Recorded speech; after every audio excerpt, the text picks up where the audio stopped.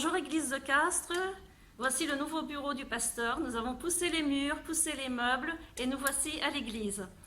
En attendant de nous revoir au mois de juillet, nous avons voulu vous donner un avant-goût avec ce chant qui dit « Je suis dans la joie quand on me dit ».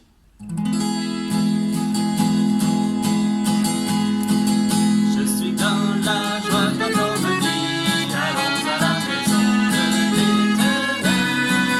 Je suis dans la joie quand on me dit allons à la maison de l'Éternel. Un jour dans tes paris, que mille ailleurs. Un jour dans tes paris, que mille ailleurs. Je suis dans la joie quand on me dit allons à la maison de l'Éternel. Je suis dans la joie quand on me dit allons à la maison de l'Éternel. Allons à la maison de l'Éternel. Allons à la maison de l'Éternel.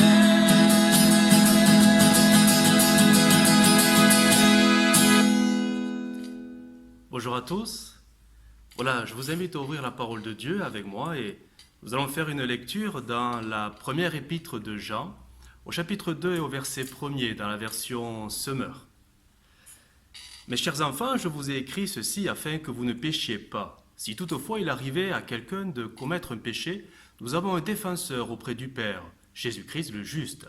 Car il a apaisé la colère de Dieu contre nous en s'offrant pour nos péchés, et pas seulement pour les nôtres, mais aussi pour ceux du monde entier.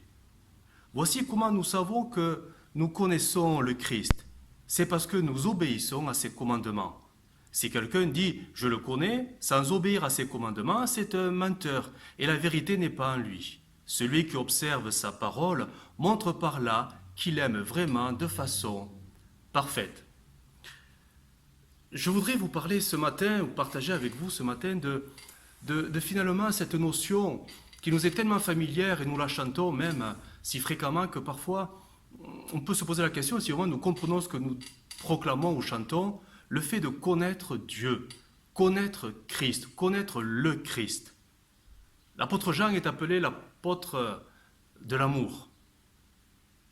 Et l'apôtre Jean nous amènera au travers du chemin et de la voie de l'amour finalement à bien comprendre et à réaliser ce qu'est la réelle connaissance de Dieu, la bonne connaissance de Dieu. Voici comment nous savons que nous connaissons le Christ. Connaître Christ. Connaître vient du verbe latin, mais de cette notion de naître. Naître.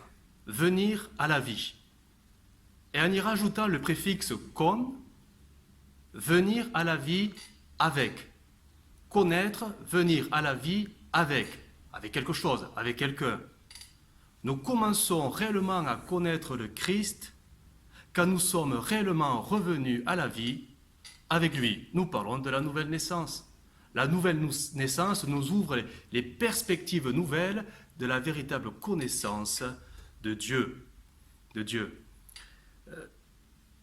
Beaucoup sont persuadés, beaucoup d'enfants de Dieu, beaucoup de chrétiens, sont persuadés de connaître Dieu, de connaître Jésus, de connaître le Seigneur. Mais à la lumière de l'Écriture et à la lumière des propos de l'apôtre Jean que nous allons développer, est-ce que réellement nous le connaissons bien, d'une manière parfaite, dira-t-il dans la version Semeur. Connaître Christ, pour faire simple, c'est obéir à ses commandements. Connaître Christ, c'est obéir à ses commandements. Si vous demandez à n'importe quel Français dans la rue s'il connaît Dieu ou il connaît Jésus, ils vont tous vous répondre d'une manière générale, moi, 95%, oui. Mais est-ce que ces 95% obéissent réellement aux commandements de Christ? Là, on perd un pourcentage énorme. Connaître Christ, c'est obéir à ses commandements, dira l'apôtre Jean. Et obéir à ses commandements, ça sera la façon parfaite de l'aimer en retour. Ça sous-entend que, s'il y a cette notion de perfection, ça sous-entend qu'il y a malheureusement d'autres façons d'aimer le Seigneur, d'autres façons qu'on va qualifier d'imparfaites. Mais les gens vont se persuader que Pour eux, c'est aimer le Seigneur, c'est connaître Christ. Mais à la lumière de l'apôtre Jean, ce seront des manières imparfaites.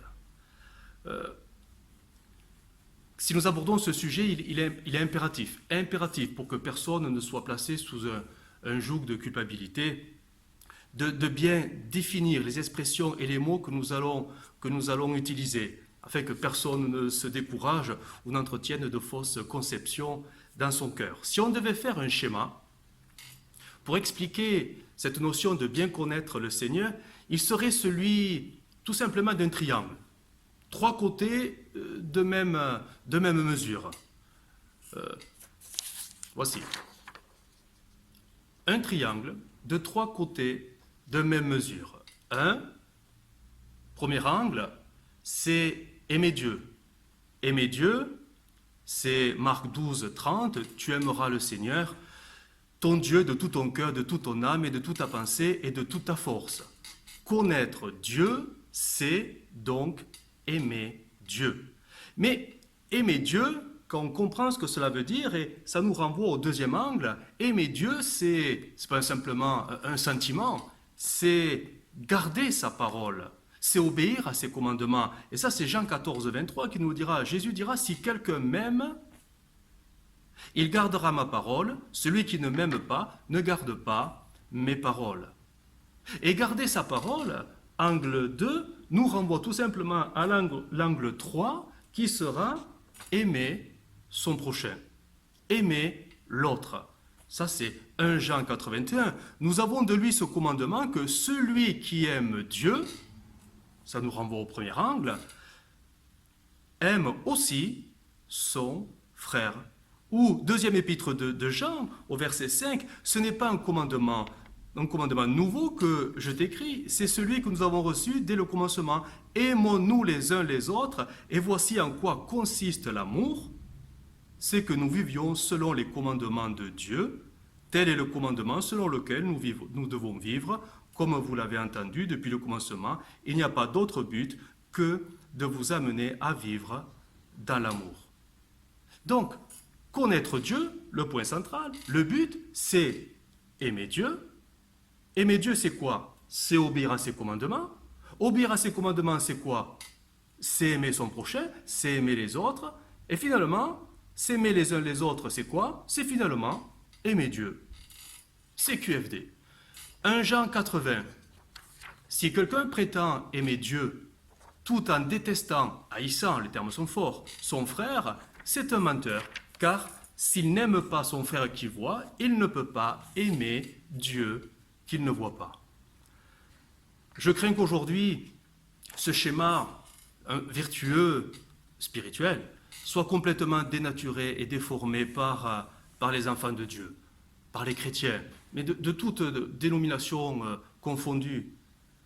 C'est vrai que ce schéma n'a absolument rien de naturel et encore moins d'instantané chez le croyant. C'est une œuvre, une action du Saint-Esprit dans le cœur qui commence à la nouvelle naissance et qui progresse et nous transforme à l'image de Jésus-Christ.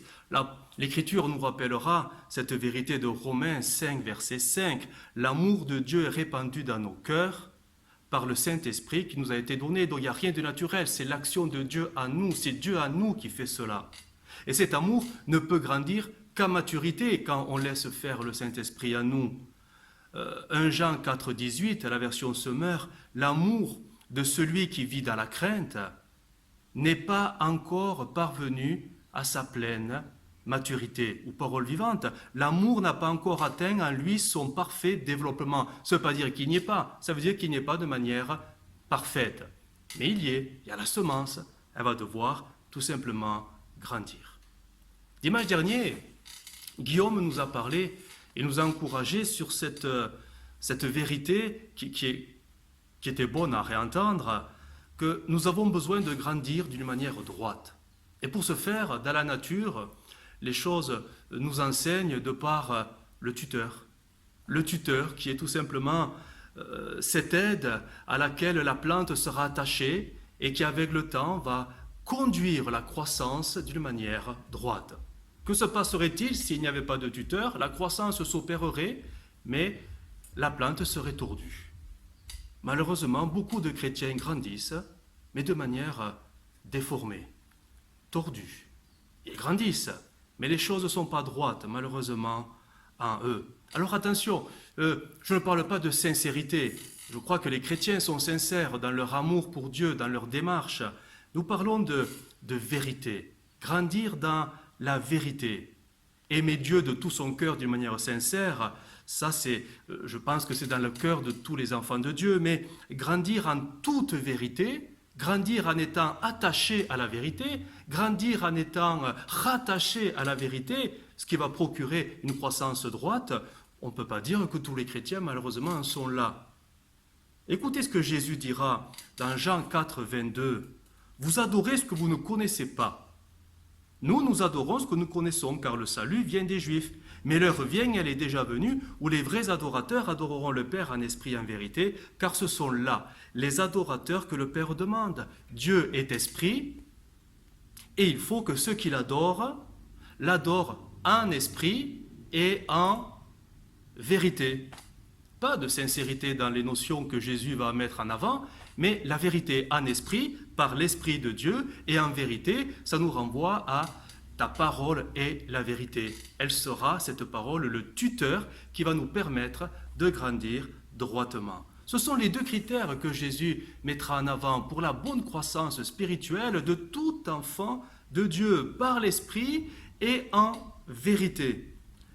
La deuxième épître de Jean, au verset 3, dira ceci: « La grâce, la bonté et la paix qui nous viennent de Dieu, le Père, et de Jésus-Christ, le Fils du Père, seront avec nous pour que nous vivions dans la vérité et dans l'amour. » J'ai éprouvé une très grande joie à voir certains de tes enfants vivre selon la vérité, comme nous en avons reçu le commandement du Père. Vivre dans la vérité, en toute vérité et par l'Esprit de Dieu. Prenez l'exemple de Pierre. On va essayer d'illustrer ces notions au travers de l'exemple de Pierre. Jean 21 et au verset 15. Après qu'ils eurent mangé, Jésus dit à Simon-Pierre: « Simon, fils de Jonas, m'aimes-tu? » Plus que ne m'aime ceci. Il répondit: « Oui, Seigneur, tu sais que je t'aime. » Jésus lui dit: « Paie mes agneaux. » Il lui dit une seconde fois: « Simon, fils de Jonas, m'aimes-tu » Pierre lui répondit: « Oui, Seigneur, tu sais que je t'aime. » Jésus lui dit: « Paie mes brebis. » Il lui dit pour la troisième fois: « Simon, fils de Jonas, m'aimes-tu » Pierre fut attristé de ce qu'il lui avait dit pour la troisième fois: « M'aimes-tu » Il lui répondit: « Seigneur, tu sais toutes choses, tu sais que je t'aime. » Jésus lui dit: « Paie mes brebis. » Refaisons cette lecture dans la parole vivante et vous allez voir que les termes vont changer sur cette notion d'amour. Simon, fils de Jonas, m'aimes-tu? C'est le terme agapé en grec. Plus que ceci. Oui, Seigneur, répondit-il, tu sais que je suis ton ami. Ah, on n'est plus sur le même terrain. Philéo en grec. Jésus lui dit: sois un berger pour mes agneaux. Puis il lui redemande une deuxième fois: Simon, fils de Jean, m'aimes-tu? Agapé. Oui, Seigneur, lui répond Simon, tu sais que je suis ton ami. Le terme reste la même réponse de Pierre, philéo. Jésus lui dit: conduis mes petites brebis. Pour la troisième fois, Jésus lui demande: Simon, fils de Jean. Et là, écoutez, es-tu mon ami? C'est plus m'aimes-tu agapé, es-tu mon ami philéo? Pierre est peiné de ce que cette troisième fois il lui demande: es-tu mon ami? Il lui répond: Seigneur, tu sais tout, tu sais que je suis ton ami. Philéo. L'amour de Pierre, il est sincère. L'amour philéo est sincère, mais il est loin d'être parfait. Ça, c'est l'amour agapé. Donc, Jésus, pourtant, a essayé de l'amener sur son terrain. Et finalement, c'est Jésus qui est comme contraint d'aller sur le terrain de Pierre. Jésus se met à son niveau. L'amour agapé, aussi sincère soit-il, c'est cette amitié, tout simplement, entre un homme, une femme, deux hommes, l'amitié humaine qui relie les personnes. C'est sincère. Mais ce n'est pas cette qualité d'amour que l'apôtre Jean a mentionné en parlant des chrétiens et vis-à-vis de Dieu. Oui, l'amour philéo deviendra avec le temps l'amour agapé, mais par l'action de l'esprit tout au fond de son cœur. Il faudra des changements, il faudra des brisements, il faudra une reconstruction, il faudra une action divine dans son cœur. Je crois que beaucoup de chrétiens disent, et je le répète, et pensent réellement aimer Dieu de tout leur cœur, et ils sont sincères dans leurs déclarations, sincères dans leur louange, leur adoration. Mais rappelons, à la lumière de l'Écriture, que la sincérité, aussi profonde soit-elle, ne remplacera jamais les critères divins, spirituels que l'Écriture nous a donnés. L'aimer en toute vérité et pas simplement en toute sincérité. Je le disais, beaucoup de religions, beaucoup de dénominations chrétiennes, beaucoup de croyances sont très sincères dans leur démarche vis-à-vis de leurs croyances, vis-à-vis de Dieu, mais est-ce que leur sincérité leur a épargné l'erreur? Non. C'est être dans la vérité qui épargne les erreurs. Et même dans le peuple de Dieu, même dans le grand monde, à dire, évangélique, il y a des chrétiens qui sont très sincères, mais leur sincérité ne leur a pas, malheureusement, épargné d'être dans les erreurs, les tromperies, des fausses doctrines, des fausses conceptions, parce qu'il n'y a pas le tuteur de la vérité qui est la parole de Dieu, qui nous aidera à grandir droitement. Alors, comment savoir si nous aimons Dieu d'une manière parfaite, c'est-à-dire selon les critères parfaits de l'Écriture? Comment savoir si notre amour plaît finalement à Dieu? Alors je rappelle tout simplement le fameux triangle vertueux, je le rappelle, connaître Dieu, et c'est le but de la vie chrétienne, c'est premièrement, c'est l'aimer. Cela sous-entend de bien l'aimer, parfaitement, selon les critères. L'aimer, c'est par définition aussi, c'est obéir, c'est garder sa parole, c'est garder ses commandements, c'est garder la vérité. Oh, pas simplement les promesses qui nous arrangent, mais c'est toute la parole, et particulièrement parfois même ceux qui nous dérangent. C'est là qu'il faut apprendre à obéir et à nous soumettre à l'Écriture, parce que c'est elle, le tuteur, qui va nous donner de grandir droitement. Et finalement, l'Écriture, ou plutôt Jésus dira que toute l'Écriture se résumera à un seul verset. Tu aimeras ton Dieu et ton prochain comme toi-même. S'aimer les uns les autres, aimer son prochain, c'est finalement le résumé de toute la loi et des prophètes. Et donc, aimer Dieu, et donc connaître Dieu. Romains 13, verset 10. L'amour ne fait point de mal au prochain. L'amour est donc l'accomplissement de la loi. Galates 5, 14. Toute la loi est accomplie dans une seule parole, celle-ci, tu aimeras ton prochain comme toi-même. Et Jacques va aller beaucoup plus loin au chapitre 2 et verset 8. Si vous accomplissez la loi royale selon l'Écriture, tu aimeras ton prochain comme toi-même, vous faites bien. Mais si vous faites du favoritisme, vous commettez un péché, vous êtes condamnés par la loi comme des transgresseurs. Car quiconque observe toute la loi mais pêche contre un seul commandement devient coupable de tous. Ces trois angles de ce triangle se complètent et se définissent par eux-mêmes. Chaque angle est à la conséquence de l'autre angle à venir. Et tout se résumera par cette expression, tellement familière qu'elle ne nous parle plus, connaître Dieu. Comment croire aimer Dieu quand on ne peut pas aimer les autres? Comment croire aimer Jésus quand notre vie n'est pas soumise à toute la parole? Vous voyez, on se trompe soi-même, on se ment à soi-même. Connaissons-nous réellement le Seigneur? Jean 14, verset 6 nous dira « Je suis le chemin, la vérité et la vie. Nul ne vient au Père que par moi. Si vous me connaissiez, vous connaîtrez aussi mon Père. Et dès maintenant, vous le connaissez et vous l'avez vu. » Philippe lui dit « Seigneur, montre-nous le Père, et cela nous suffit. » Jésus lui dit « Il y a si longtemps que je suis avec vous, et tu ne m'as pas encore connu, Philippe. Tu ne m'as pas encore connu. Après tant d'années, tu ne m'as pas encore connu. Philippe pourtant était sincère dans sa démarche. Il était sincère dans sa relation avec Jésus, mais il ne connaissait pas encore Jésus selon les deux critères spirituels fondamentaux, en esprit et en vérité. Nous disons connaître Dieu, peut-être parce que nous le prions depuis des années. Nous disons connaître Dieu parce que nous lisons la Bible peut-être depuis également plusieurs années. Nous disons aimer le Seigneur parce que nous le bénissons, nous le louons, nous l'adorons, nous faisons monter des prières et d'une manière très sincère. Nous disons aimer Jésus parce que peut-être, oui, nous lui avons donné notre vie un jour et nous sommes même engagés par les eaux du baptême. Mais finalement, nous réduisons cette connaissance de Dieu à ce que nous faisons pour lui, tout simplement. À des actes accomplis, peut-être autrefois, peut-être encore aujourd'hui, et peut-être ceux de demain. Nous réduisons la connaissance de Dieu à ce que nous faisons, notre capacité de faire pour lui, à notre piété que nous exerçons, c'est-à-dire notre vie de prière, l'écriture, etc. Nous réduisons la connaissance de notre Dieu à ce que nous faisons pour lui.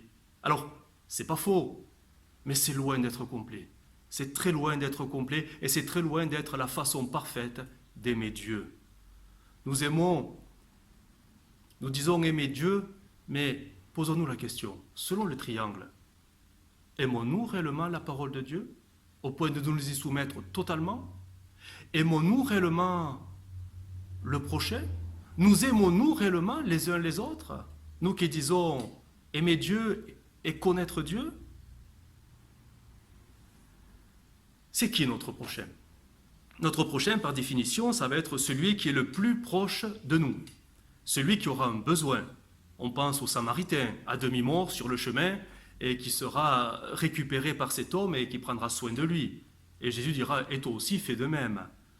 Mais poussons la réflexion plus loin. Le prochain ne se résume pas qu'à ça. Le prochain, c'est aussi peut-être le conjoint, quand il y en a un, les enfants, quand il y en a quelques-uns, ou le voisin, ou les voisins, ou le collègue de travail, ou le patron. Bref, tous ceux que nous côtoyons régulièrement et qui pourraient se retrouver à un moment ou à un autre dans un besoin particulier. Mais quand on regarde avec attention l'Écriture, et notamment le Nouveau Testament, quand on regarde notamment les épîtres de Paul, les épîtres de Jean, les épîtres de Jacques et de Pierre, quand ils nous parlent de l'amour que l'on doit au prochain, c'est toujours fait référence, pas à celui qu'on ne connaît pas et qui est dans un besoin, mais à celui que nous connaissons bien. Et là, c'est très ciblé, nous parlons de la communion fraternelle, le prochain dans la communion fraternelle, le prochain dans la foi, le prochain, le frère et la sœur que nous côtoyons très régulièrement dans l'église locale. Toutes les épîtres nous renvoient à l'église locale. C'est étonnant, cette vérité. Toutes les épîtres et les recommandations de l'amour, aimons-nous les uns les autres, aimer son prochain, nous renvoient à cette sphère qui est l'église locale. Et ça nous renvoie pas simplement à un sentiment, oui, je t'aime bien, alléluia, non, à un amour qui pousse à des actes, un amour qui pousse à des choses concrètes et pratiques pour aider concrètement le frère et la sœur qui deviennent notre prochain parce qu'ils sont dans un besoin que je connais maintenant. Prendre soin des uns des autres reviendra souvent dans l'Écriture. Et là, on parle des chrétiens dans une même église locale. Pourvoir aux besoins des uns et des autres. Et on parle toujours de l'église locale. S'aider, s'entraider, pleurer avec ceux qui pleurent, se réjouir avec ceux qui se réjouissent, prier ensemble, partager le pain, veiller sur les uns et les autres, s'encourager mutuellement. Toutes les épîtres nous renvoient à cette sphère que nous connaissons tous, nous chrétiens, l'église locale. S'aimer les uns les autres dans l'église locale. Oh, ça ne s'arrête pas là. Bien sûr que ça sortira de l'église. Mais l'Écriture nous renvoie à manifester premièrement notre amour déjà au milieu du peuple de Dieu. C'est étonnant comment parfois on est plus enclin à évangéliser l'âme que l'on ne connaît pas, l'inconnu qui est perdu dans son péché, pour lui annoncer la parole de Dieu. Et parfois, on s'aperçoit que c'est plus dur, finalement, de s'aimer les uns les autres, nous qui avons déjà reçu le même salut. L'amour commence dans le peuple de Dieu. L'amour commence dans l'Église de Jésus-Christ. Écoutez cette parole de Jésus. Matthieu 40 et verset 34. Le roi dira à ceux qui seront à sa droite, « Venez, vous qui êtes bénis de mon Père, prenez possession du royaume qui vous a été préparé dès la fondation du monde.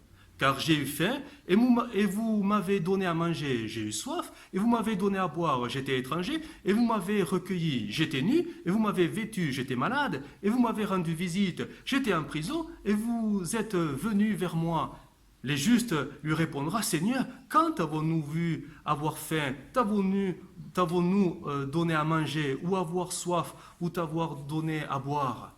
Quand t'avons-nous vu étranger, et t'avons-nous recueilli, ou nu, t'avons-nous vêtu? Quand t'avons-nous vu malade, ou en prison, et sommes-nous allés vers toi? » Et le roi leur répondra, « Je vous le dis en vérité, toutes les fois que vous avez fait ces choses à l'un de ces plus petits de mes frères, c'est à moi que vous les avez faites. » Ce texte nous parle de l'amour fraternel. Je ne parle pas de cette forme d'humanisme, de forme d'amour universel. Non. À l'un de ces plus petits de mes frères. Qui sont les frères de Jésus? La parole répond. Luc 8, 21. Ma mère et mes frères, ce sont ceux qui écoutent la parole de Dieu et qui la mettent en pratique. Une sélection s'opère spirituellement, tout naturellement. L'Église, dans sa grande diversité, les chrétiens, le peuple de Dieu, l'Église locale, mais en dehors de l'Église locale, c'est dans cette sphère-là que l'amour déjà doit commencer les uns envers les autres. Aujourd'hui, malheureusement, et c'est un constat très négatif, aujourd'hui, l'Église de Jésus-Christ au XXIe siècle traverse une période qu'on peut qualifier d'égoïste, individualiste, générale, à l'image de la société finalement d'aujourd'hui, société hyper connectée, où on vit à travers des écrans interposés, mais où tout contact humain est de plus en plus éloigné. Et même l'Église en prend le chemin, l'Église virtuelle, où nous nous faisons du bien au travers d'écrans interposés, tout simplement. Cette mentalité d'individualisme, d'égocentrisme est aussi dans le cœur, malheureusement, de beaucoup d'enfants de Dieu. Oh, je ne dis pas tous, mais quelques-uns. Et donc, dans l'Église aujourd'hui, malheureusement, la preuve, regardez combien de croyants, de chrétiens s'affranchissent de l'Église locale sous prétexte qu'ils vivent une communion avec Dieu à la maison. Et cela leur suffit. À quoi bon aller à l'Église? J'ai ma vie de prière à la maison. Combien on dit, pour nous rassurer, nous les pasteurs, vous inquiétez pas, c'est vrai, je ne viens plus à l'Église, mais je n'ai pas lâché la main du Seigneur. Combien préfèrent rester à la maison pour voir des cultes, seuls ou en famille à la maison, pour se faire du bien, mais en étant détachés de l'Église locale. Je crains que ce confinement, qui dure depuis 3 mois, mette en avant ou révèle des comportements, on va dire, un peu étonnants. Les chrétiens canapés. Les chrétiens canapés qui ont pris l'habitude de vivre les cultes sur leur canapé, délaissant de plus en plus, au nom d'un confort, les églises locales pour rester devant leur écran. Quand je lis la Bible, et je pense que nous lisons la même Bible, je comprends que aimer Dieu, c'est aimer l'église locale. Aimer Dieu, c'est aimer sa parole. Aimer Dieu, c'est aimer le corps de Christ.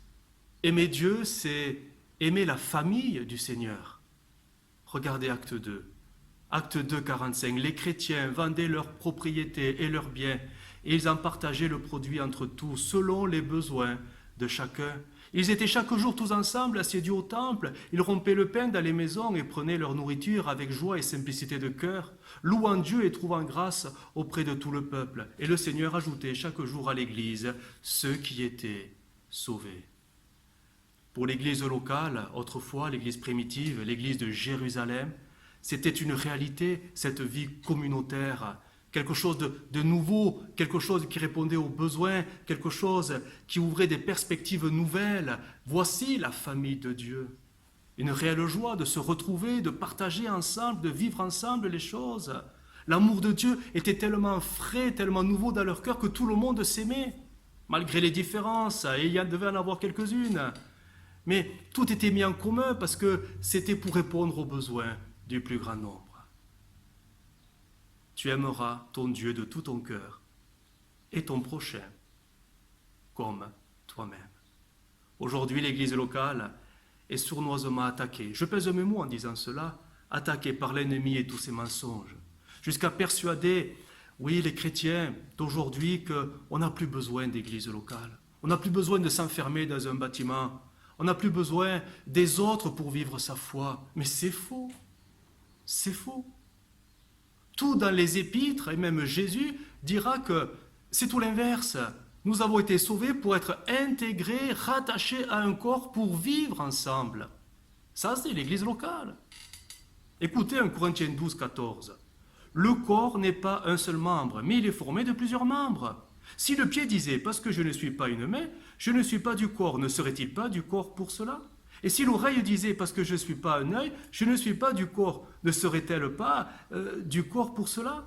Si tout le corps était œil, où serait l'ouïe ? S'il était tout ouïe, où serait l'odorat ? Maintenant, Dieu a placé chacun des membres dans le corps comme il a voulu. C'est Dieu qui nous place dans l'Église locale. Si tous étaient un seul membre, où serait le corps ? Maintenant donc, il y a plusieurs membres et un seul corps. L'œil ne peut pas dire à la main « je n'ai pas besoin de toi », ni la tête dire aux pieds « je n'ai pas besoin de vous ». Si l'Église locale n'était pas importante, pourquoi Jésus aurait-il dit « je bâtirai mon Église ». Si ce n'était pas si important, il aurait dû dire à Pierre « Pierre, t'inquiète pas, je bâtirai ta foi, je te ferai grandir, je ferai de toi quelqu'un d'important ». Il n'a jamais dit ça. Jésus avait déjà cette vision de la communauté. Cette communauté, l'ensemble des enfants de Dieu qui constituent la grande famille du Père. L'Église locale est malheureusement considérée pour beaucoup comme malheureusement un produit, un accessoire jetable, un concept parfois même désuet, une vérité pas si indispensable que ça. Je vais à l'église, mais dès que les choses vont mal, je quitte l'église. J'ai besoin de personne, j'ai besoin que de Dieu. Toutes ces choses ne sont pas le reflet de l'enseignement de l'Écriture. Nous avons fait, parfois par ignorance, mais nous l'avons fait, subir à la fiancée de Christ et l'Église, c'est le corps.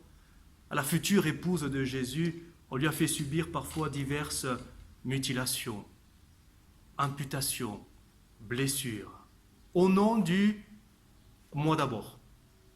Je crois que je trouve plus mon compte, on ne me comprend pas, ici il ne se passe jamais rien, ici on ne m'écoute pas, alors je quitte l'église, je reste à la maison. On a mutilé l'église locale au profit du moi, le moi, du moi. Combien ont délaissé l'église sur un coup de tête? Des réactions, des mécontentements, des déceptions, des frustrations. Combien certains même ont claqué la porte parce que tout simplement on leur a dit non à leurs projets, à leurs envies, à leurs ambitions. Alors ils sont partis ailleurs, dans une autre église ou tout simplement devant leur écran. Certains se plaignent de l'église parce qu'elle est trop humaine. Ma foi, qu'est-ce que l'église? Elle est remplie d'humains finalement. Si on était parfait, on tomberait tous dans l'orgueil parce qu'on serait parfait. Mais l'Église, n'est-ce pas le rassemblement de ceux qui ont besoin d'un médecin? L'Église parfaite n'existe pas. Mais bien sûr qu'elle est imparfaite, elle sera toujours imparfaite. Voilà pourquoi le Saint-Esprit a été donné et voilà pourquoi il opère dans les cœurs des guérisons. L'Église 100% spirituelle n'existe pas, elle n'existera jamais. C'est pour ça que l'Église est en constante croissance par l'action du Saint-Esprit. Et du reste, ceux qui pensent que l'Église est trop humaine démontrent eux-mêmes par leurs pensées qu'ils sont quand même eux aussi très humains en pensant de cette manière-là. L'amour, c'est aimer l'Église telle qu'elle est. Non pas pour ce qu'elle sera, mais pour ce qu'elle est.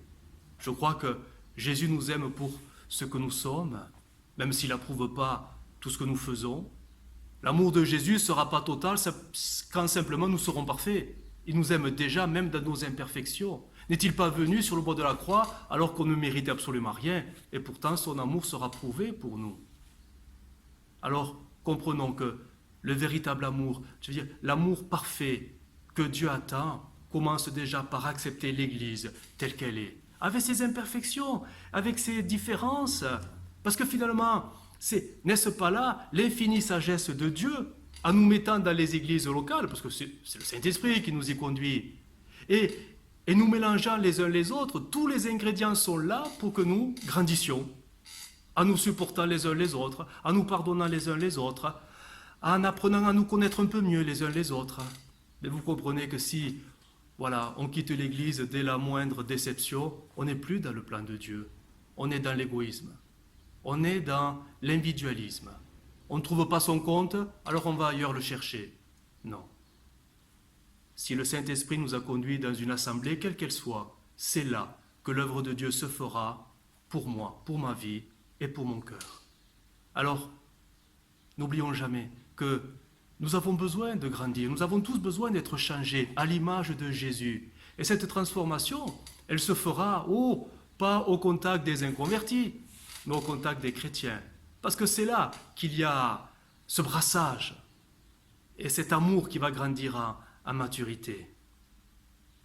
Parfois, certains se cachent pour essayer de justifier qu'ils n'ont plus d'église locale derrière ce concept. Oui, j'ai plus d'église locale, mais je fais partie de l'église universelle, l'église invisible, l'église de Christ de tous les temps. Oui, d'accord, c'est vrai. Mais ce n'est pas avec cette église-là qu'on grandira non plus. Parce qu'elle n'existe pas. Elle n'existe pas physiquement. Elle n'existe pas physiquement. Les épîtres de Paul, Pierre, Jacques, Jean nous ramènent sur le terrain de l'église locale. Et ils nous rappelleront sans cesse à vivre une vie d'église locale, dans une église communautaire, vivante, dans la vérité, afin que nous apprenions tous à mieux connaître Christ. Aimer Dieu, c'est connaître Christ. Connaître Christ, c'est garder sa parole. Garder sa parole, c'est s'aimer les uns les autres. Et c'est le triangle vertueux qui s'accomplit dans notre cœur et dans nos vies. Écoutez ces versets. Romains 14, 19. Recherchons ce qui contribue à la paix et à l'édification mutuelle, pas personnelle, mutuelle. Parole vivante, pensons donc toujours à favoriser la paix et la bonne entente. Appliquons nos efforts à nous faire progresser les uns les autres, ainsi nous contribuerons à l'avancement de l'édifice de Dieu, l'Église de Dieu. Romains 15, verset 2, que chacun de nous plaise, non pas à Dieu, mais au prochain, pour ce qui est bien en vue de l'édification. Parole vivante. Une telle attitude constructive nous aidera les uns aux autres et édifiera notre communauté. Combien ne revendiquent, oui, moi je veux plaire qu'à Dieu, j'ai des comptes à rendre qu'à Dieu. Mais non, mais lisez la Bible. Plaire à son prochain, se soumettre à son prochain, en toute vérité. Attention, il y a des critères spirituels, mais en toute vérité. Écoutez Ephésiens 4, 11. Christ a donné les uns comme apôtres, les autres comme prophètes, les autres comme évangélistes, les autres comme pasteurs et docteurs, pour le perfectionnement des saints, des chrétiens, en vue de l'œuvre du ministère et de l'édification du corps de Christ, jusqu'à ce que nous soyons tous parvenus à l'unité de la foi et de la connaissance du Fils de Dieu. Connaître Christ, le triangle.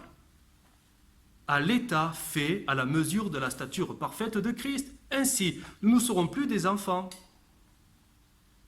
flottant et emportés à tout vent de doctrine, par la tromperie des hommes, par leur ruse, dans les moyens de séduction, mais en professant la vérité, pas la sincérité, la vérité, dans l'amour, nous croîtrons à tous égards en celui qui est le chef, Christ. Je crois que quand le Saint-Esprit remplit notre cœur de cet amour de Dieu, aimer sa parole et aimer l'Église locale devient aussi naturel que de respirer. Parce que c'est le Saint-Esprit qui crée le vouloir et le faire et qui développe cet amour dans nos cœurs. Alors bien sûr, je mesure mes propos. Cet amour, il est pas humain, il est surnaturel, c'est-à-dire il est spirituel. Quand je réalise qui est Jésus, je ne peux qu'aimer son corps. L'Église, c'est-à-dire mes frères et mes sœurs, et ça c'est pas à moi, c'est pas naturel, c'est l'action de l'Esprit. Quand je réalise la croix, je ne peux qu'aimer son salut, mais je ne peux qu'aimer ceux qui ont connu le même salut que moi. Tous les rachetés que je côtoie, je ne peux que les aimer, je ne peux qu'aller vers eux. Quand je réalise l'amour du Père, je ne peux qu'aimer la famille du Père. Aimer, l'amour agapé du grec, c'est donner à l'autre. C'est se donner à l'autre. C'est se donner pour l'autre. Jean 15, 13. Il n'y a pas de plus grand amour que de donner sa vie. Alors certains m'ont dit, oui, pour Dieu. Mais pour ses amis, dira Jésus. Pour ses amis. Pour ses amis. 1 Jean 4, 11. Bien-aimés, si Dieu nous a ainsi aimés, nous devons aussi nous aimer les uns les autres. Personne n'a jamais vu Dieu. Et si nous nous aimons les uns les autres, Dieu demeure à nous. Et son amour est parfait à nous.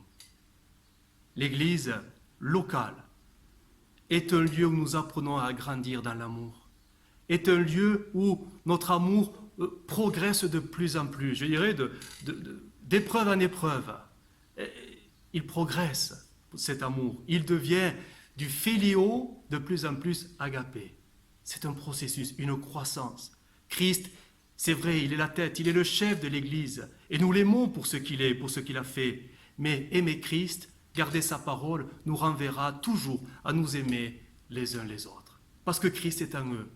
Christ est en chacun de nous. Christ est le chef, Christ est la tête.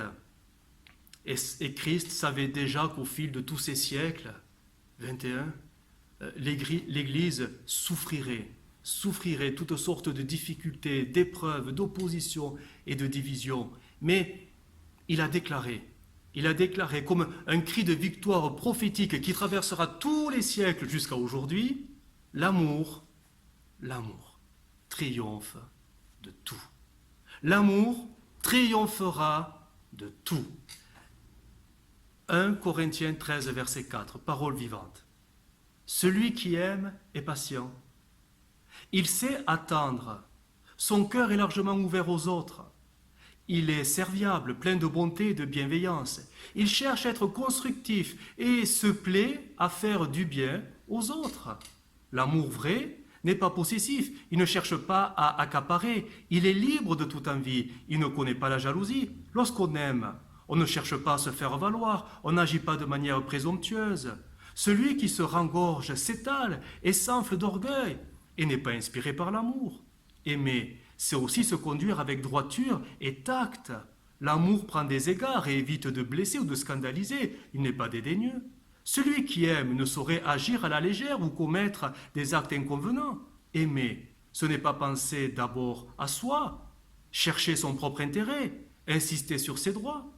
L'amour n'est pas irritable, il ne s'aigrit pas contre les autres, il n'est pas susceptible. Quand on aime, on ne médite pas le mal et on ne le soupçonne pas chez les autres.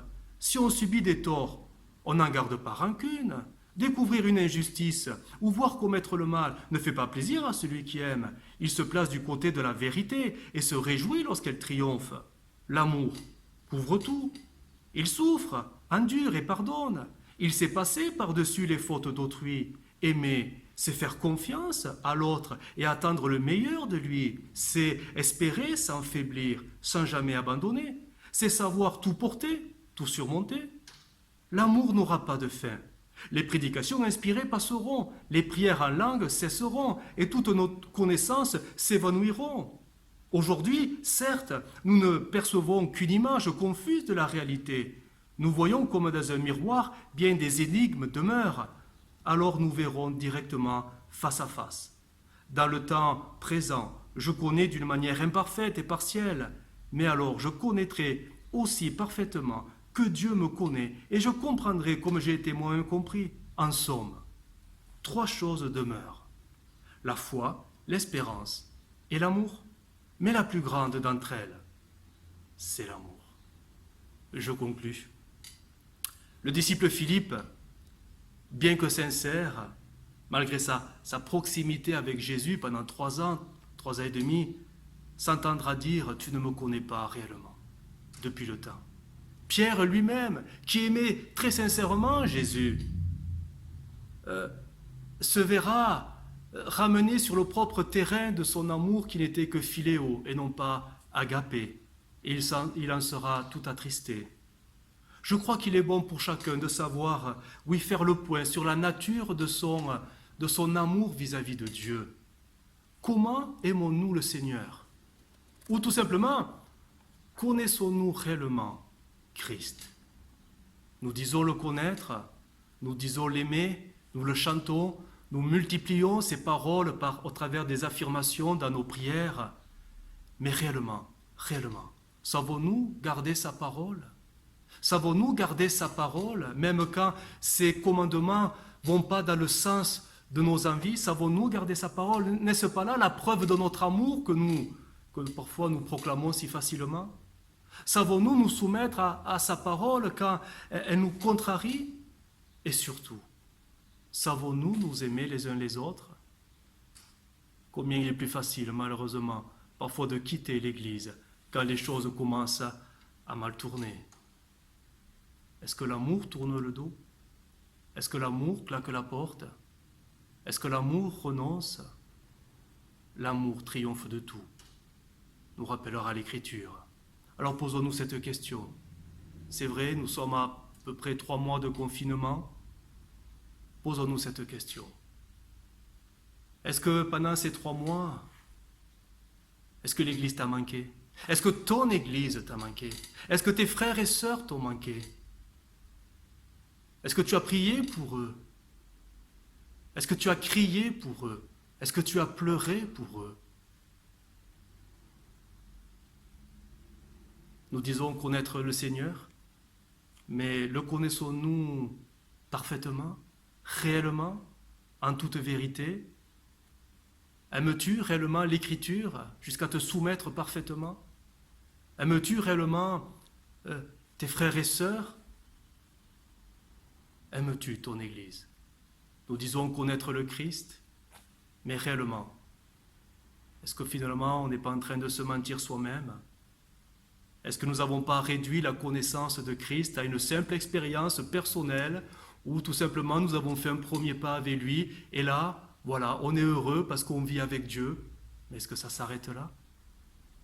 Est-ce que la vie de l'esprit s'arrête à ça, à cette expérience isolée qui n'est que la première, dans laquelle le Seigneur veut nous amener beaucoup plus loin, une intégration dans le corps pour vivre ensemble, une communauté vivante et spirituelle en toute vérité? Connaître Dieu va beaucoup plus loin que ce que nous vivons seuls à la maison. Seigneur, montre-nous, ouvre nos yeux, et que cette vérité, je vous la rappelle, ce triangle vertueux, devienne tout simplement, oh, pas une prédication de plus, mais une manière de vivre, un comportement, une mentalité régénérée par le Saint-Esprit. J'aime Dieu parce que je garde sa parole. Et parce que je garde sa parole, alors j'aime tous mes frères et sœurs. Et parce que j'aime tous mes frères et sœurs, c'est la démonstration que j'aime Dieu. Donc, je connais Christ. Fermons nos yeux et prions. Seigneur Jésus, nous te bénissons pour ta parole. Elle nous éclaire et nous enseignera toujours. Seigneur, je te prie pour l'Église, pour mes frères et sœurs qui ont entendu ce message, que le Saint-Esprit les aide maintenant à vivre ce message. Tu ne nous as pas sauvés pour que nous vivions seuls, isolés, coupés d'un corps, mais tu nous as sauvés pour nous greffer à un corps, nous rattacher à un corps vivant. Alors Seigneur, que ton Esprit Saint, oui, remplisse nos cœurs de cet amour et l'amène à maturité pour que nous puissions te connaître parfaitement. Oui, nous voulons mieux te connaître selon les critères que tu nous as enseignés dans l'Écriture. Amen. Soyez bénis dans le nom de Jésus. Amen.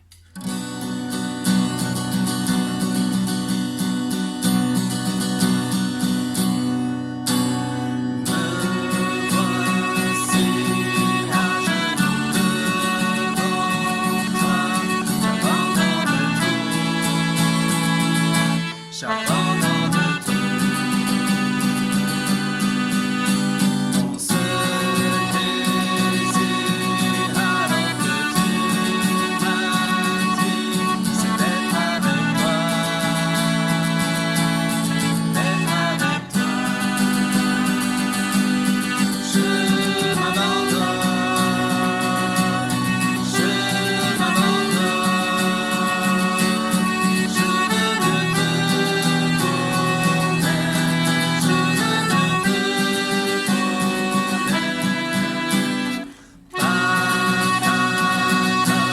veux que les bras ouverts, tu entends ma prière. Parle à mon je m'abandonne, je m'abandonne. Je veux que te connaître, je veux que te connaître. Je m'abandonne, je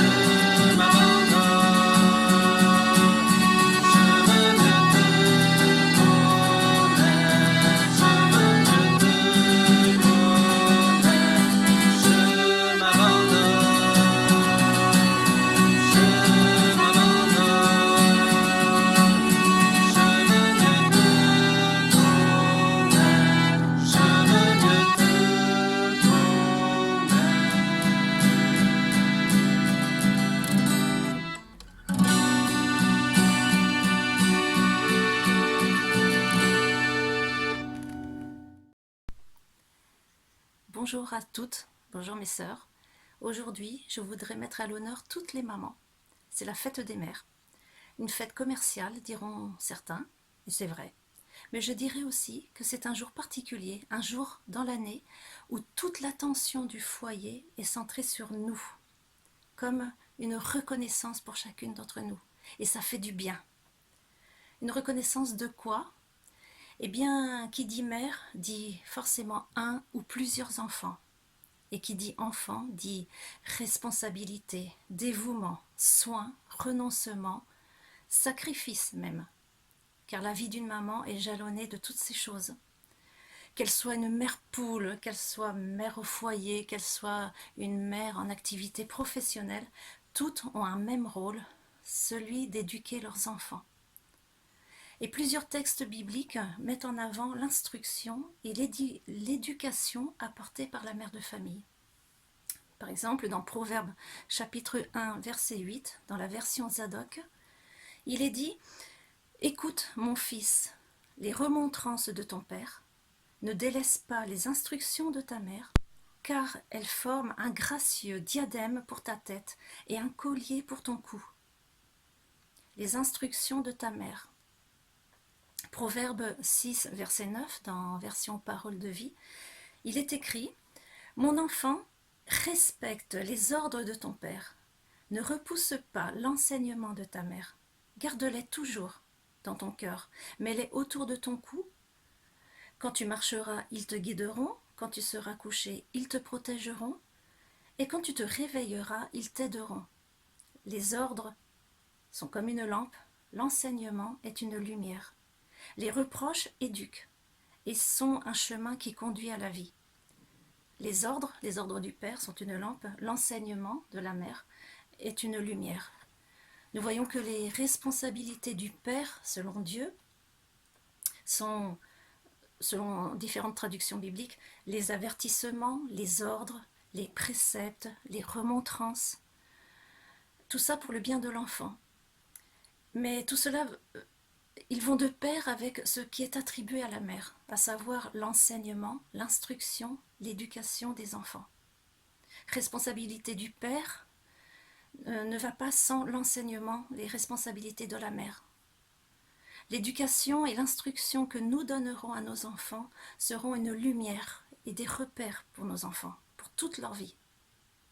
Et en tant que maman chrétienne, je crois que la plus grande des responsabilités que nous avons est d'enseigner la parole de Dieu à nos enfants.